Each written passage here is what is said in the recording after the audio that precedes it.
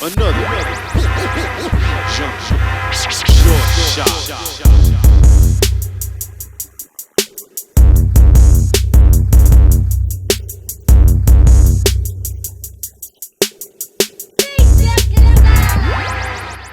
What's up, y'all? Welcome back to another episode of Building Better DJs with the Beat Junkies. I'm Babu. Yo, Melo-D. What's up, y'all? D-Styles.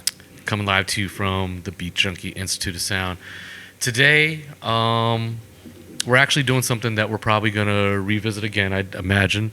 We wanted to just focus and zone in on some of our favorite DJ battles and performances over the years. And today we're starting with DJ Cash Money 1988 DMC World Championships, and we're literally going to go through a play-by-play, play the video. We might stop it, we might rewind and talk about certain parts, but basically talk about one of our favorite all-time DJs and performances. Guys, what can you say about Cash? What can you say about this performance before we jump into it?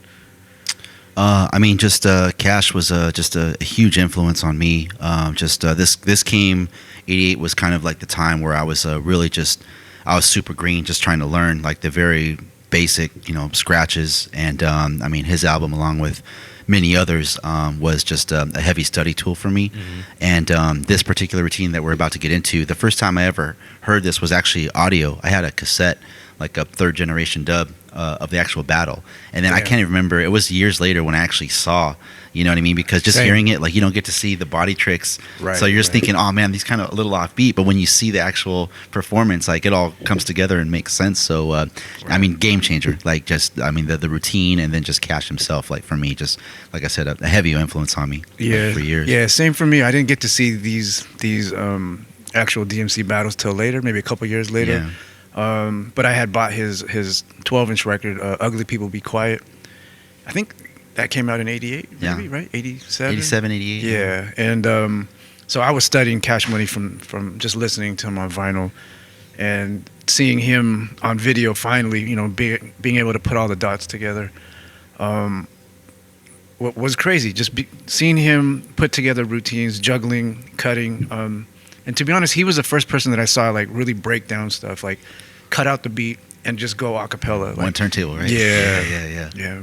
No, I feel you too. I didn't get to see him till much later too. Like, that's crazy. You even had the audio, Melo. How did you even have the audio of it? I don't even. One of the homies in high school had a copy, and he just made me a tape, and it was like, I think it was actually this battle, because it was like Cash Money, some of the European cats that competed, Elliot Ness? Elliot Ness, and Francisco Zappelli. Whoever was in the battle this year, like, I just remember listening to that one side and always fast forwarding to Cash Money's routine. Mm-hmm. There was a couple other dudes that had some dope mixing routines. I think Cutmaster Swift was in this one. Yeah. But there was probably 7 or 8 just routines, like on a 30-minute side of a 60-minute tape. And the homie had given it to me, and I just remember riding around to it and like, wow, this is crazy. And then like you guys were saying, I didn't see the actual video until years later. Okay. But I was fortunate to even just have this just to listen to, like, back in the day. But it kind of goes without saying how impacting Cash was, whether you saw him or just heard him through records. And just kind of to set it up for our viewers who may not have seen this, just to set it up for them a little bit more, they have to understand 88. All this knowledge and all these techniques are really hard to learn about. Like, it was hard to find another DJ. Like, 88, there was no internet. Right. You're lucky if you caught a scratch solo on an album, or you saw a video on TV where someone was scratch syncing in the video. You know what I mean? But so this was mind blowing. Like, game changing, like you're saying, Melo. Sure. Like, and I think the thing that like gave me chills too was getting to watch this, and you probably just got it when you heard it, Melo, was just how crazy the crowd is. Oh yeah, like a DMC World Championship, like that shit was live. As a kid, like watching this for the first time, it's oh my god, chills down your spine. Like they're going crazy, the whistles, right. Just like they're going crazy of just every little move he makes, but there was no one like it at the time doing what he was doing. I think like his impact too. I mean, because I think after that, that was a standard. Cash Money set was the standard for DMCs to come for many years. For sure. And you know what was so bizarre about this battle? As I remember, you had all kinds of different DJ styles battling. A guy who's just mixing. Another guy scratching with a fucking football. Remember that? Yeah. Just weird, bizarre world. Yeah. But then when you saw Cash Money, it was like, that's the fucking shit right there. Yeah. Right. Yeah. So shall we jump into it? Let's get into it. All right. Yeah. 88 DMC World Cash Money. Here we go.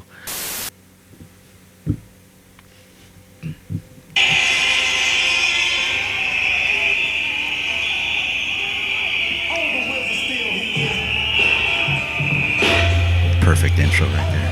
Has it on the record. Kind of sick, yeah.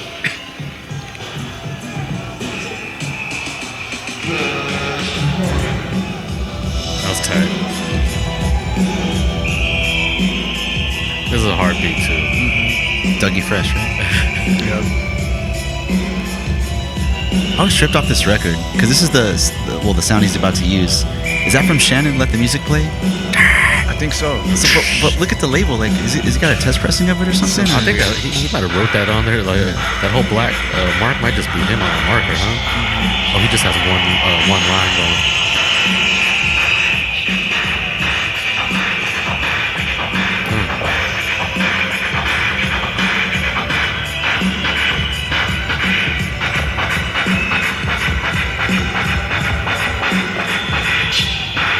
Wait, pause right there, pause real quick. Let's pause that right So, there. I don't know about you guys, but that last pattern, that Yeah. I always I felt that was like something that was just unique to just Cash. That was like the Cash Money. That was his pattern. Scratch. That was like his signature, like transform. Right. Yeah, and I used to try and just. It took me Hell yeah. years to learn that, but I never heard anyone else do that. And I just Yeah. remember hearing that like a ton, like on the album and stuff. So to Right. be able to see that live was extra dope. You know what's crazy is he had such composition already back then too, like his phrasing. You know what I mean? Like he went into all that perfect, and I'm pretty sure he's freestyling too. You know what I mean? He's just Yeah, going off the sure. cuff. But, Right. But it's perfect. You know? He had flow, right? Yeah, no, so way ahead funky. of his time. And man, the mixer. This is like like I was extra hyped seeing him The cut mix. on that Gemini. Yeah. Man, that's like super an ingrained memory. I always think of is Cash on that mixer, and thinking of Philly DJs. He's just kind of. This was like super impacting on me too. I was because I think around this time, like I think I became anti-clicker because of it. You know, I was gonna ask you guys, were you guys on crossfaders like already when you saw this, or around this time? I was doing both. both. Yeah. Okay, I was strictly click. I was a Click. Newmark guy. Yeah, Okay. yeah. Okay. I think I started leaning toward that way already because of him and Jeff. But then when EPMD came out and they started dissing it like in the raps Right, with DJ right. Scratch, I was like, oh yeah, no clicker, man, no clicker. Like, Wasn't there a crew D back in the day in the Bay? No Yeah. clickers allowed No or permitted clickers or allowed. something? It was NCP or something? Flair was part of that group. Okay. Ajax was another dude. Ajax, yeah. Ooh. What was it? NCP? No clickers permitted? What was it? NCA, no clickers allowed. No clickers allowed, yeah. Yeah, and if you, they would boo you and heckle you, man. If you Right. were If cutting you, on oh man, it was rough, man. I would have got fried, man. ooh. Nah, that's some real shit right there. Oh my god. All right, so let's catch a little bit more Cash hitting that crazy, that pattern.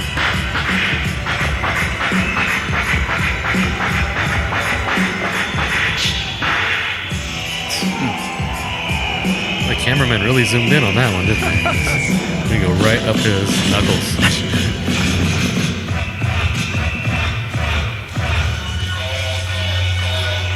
Oh man, the 2200. Just the VU meters right there. Yeah.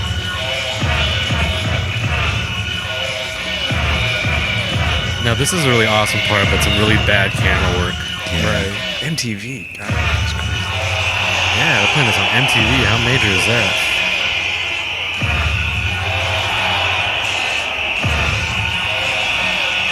All right, so just real quick, let's pause it to talk to the audience. So, just in case you didn't really understand what was going on because they did some bozo camera work, that's actually, I don't know if he's the inventor of that move. I was just thinking that too. I always kind of wondered that. But I mean, regardless, like you definitely saw that particular move like for After years to that. come. After Oh that. yeah, all the way Everyone up to did that. Rock Raider. Everyone like Right. did the like 30-second, Right. spin, turnaround, point, like Right. definitely. So for our audience out there, what you basically the cameraman didn't show was Cash would actually wind it back to a certain number of revolutions and would time the silence and point at the record as if he's making it from silence hit right on the one.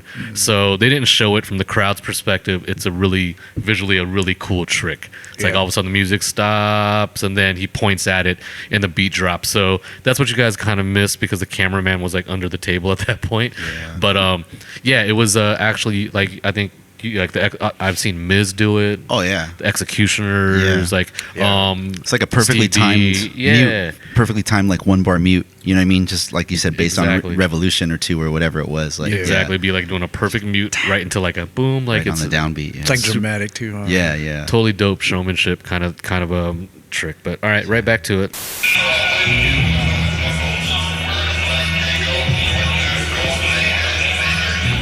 Cash would just fly too, I wanted his mixer, I wanted his headphones. He was dressed tight.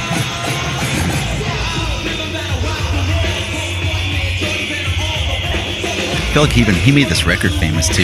Yeah. Right? Everyone started fucking with this after this Hell routine. yeah. Right? You know,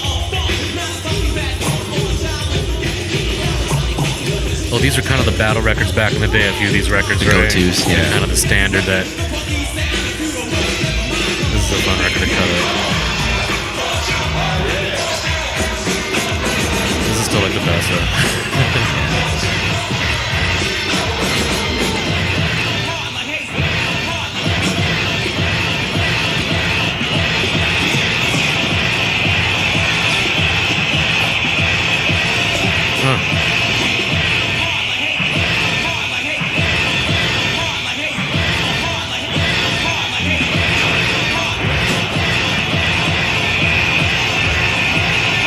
He's going in right there. Oh yeah. 88.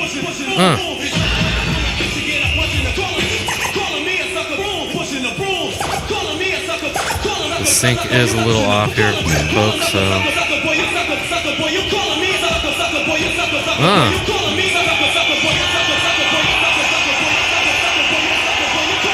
Pretty early composed kind of juggling thing happening there.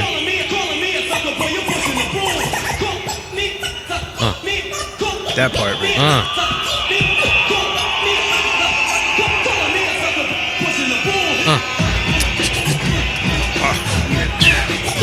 that right there.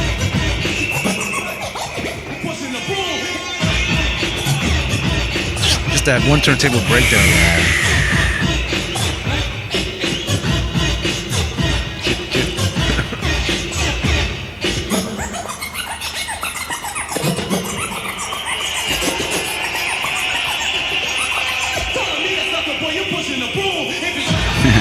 Clowning. All right, let's just talk about that whole incident right there.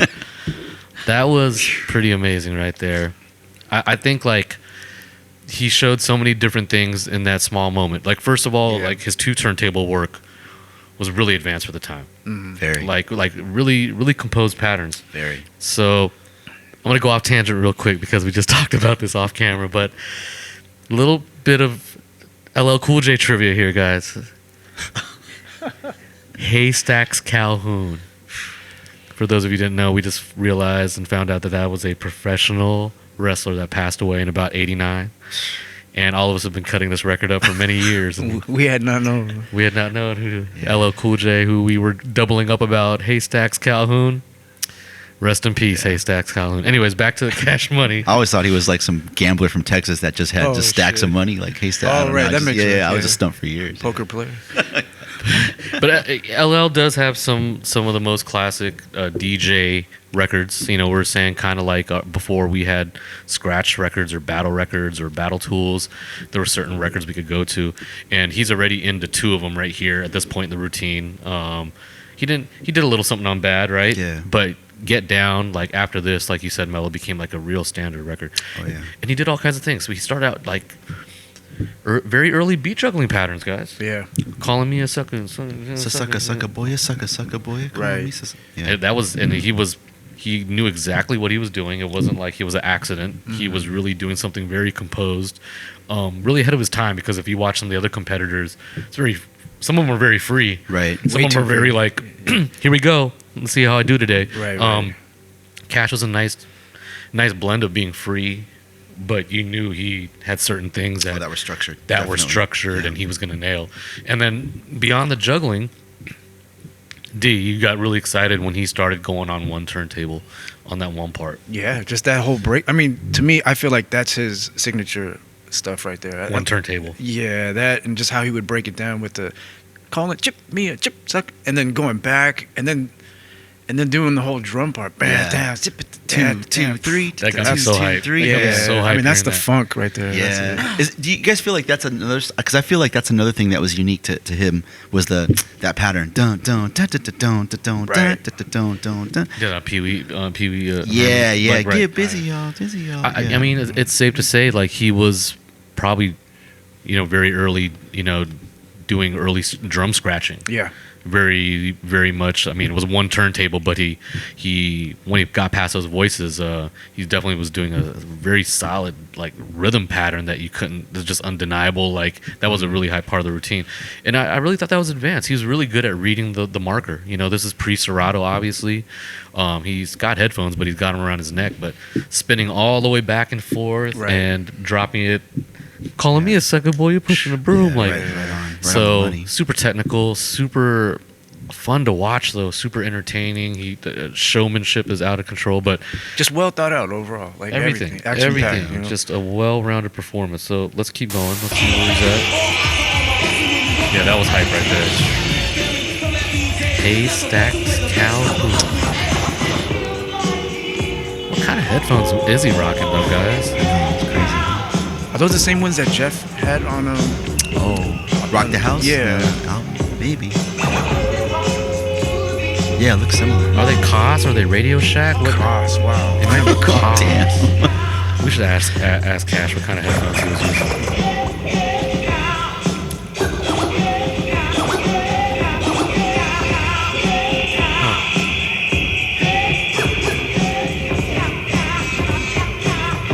There it is.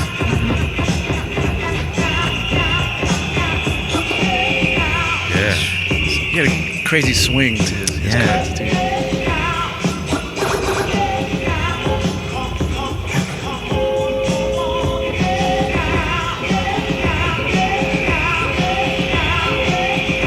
Tummy action right there. That jacket, sleeping there. Great ass shot of cameraman. These DMC cameramen just kind of kill you sometimes, don't they? These really meaningful, just mouth and chest shots of Cash are always frustrating me.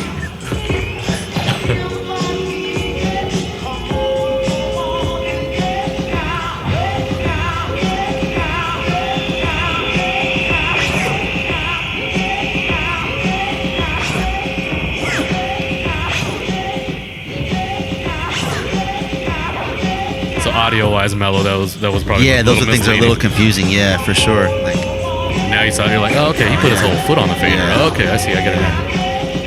DMC editing going ham right here. That's crazy. God, it's a little dizzy right here. Yeah. Forgot how bad it was. Oh. Was he the first one to do that move? I know that was happening. That was happening out here on the West Coast. It was. Yeah. But I'm not sure who was the first to do it. Yeah. Little elbow action. Crossover.